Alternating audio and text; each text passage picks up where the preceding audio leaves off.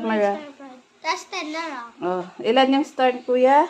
11. 11. Bakit 11? Tapos may star pa dito. Ah, bakit na yan naging 11? Kasi Anong ginawa mo? Ah? Naglalabo na. Naging malabo na yung... Oh, open mo nga yung kamay mo.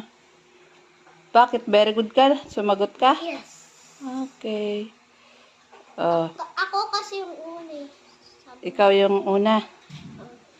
Ah, galing nga. Congrats. Bukas, exam na nito, Dad. Tapos may start. Second grading period. Bukas may start 10 stars. Bukas. 10 stars. May 10 stars. Ganito. Ah, ganyan. Oo, bukas sabi na. I-behave ngayon doon sa school. Sino yung pinakamaraming stars? Me. Oh, ikaw na? Talaga?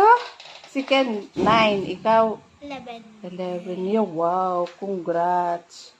Oh, very good. O, bukas. Ay, mamaya magre-review tayo. Opo. Yung 3 books. Math. Ay, ano yun? Math, English, aralin Tapos na yung panlipunan. dentist, diba?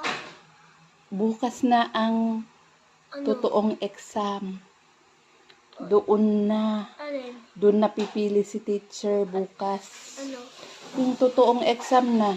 Second grading. Ngayon, review. Bukas may Ngayon, doon na kayo sa papel ni teacher na magsusulat. Pag mataas ang grade mo doon, yun kukuhanin na ilalagay na doon sa certificate. Wait lang. Mm. Bakit? Bukas may grade ako. Ano grade?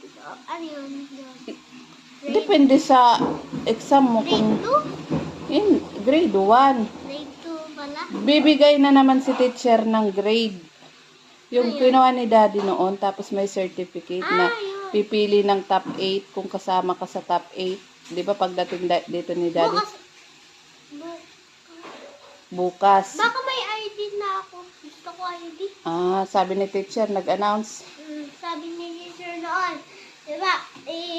Teacher kami tapos may ID. Oh. Kaya wow. Hindi po na. Sa prank teacher. It's a prank. It's a prank pala.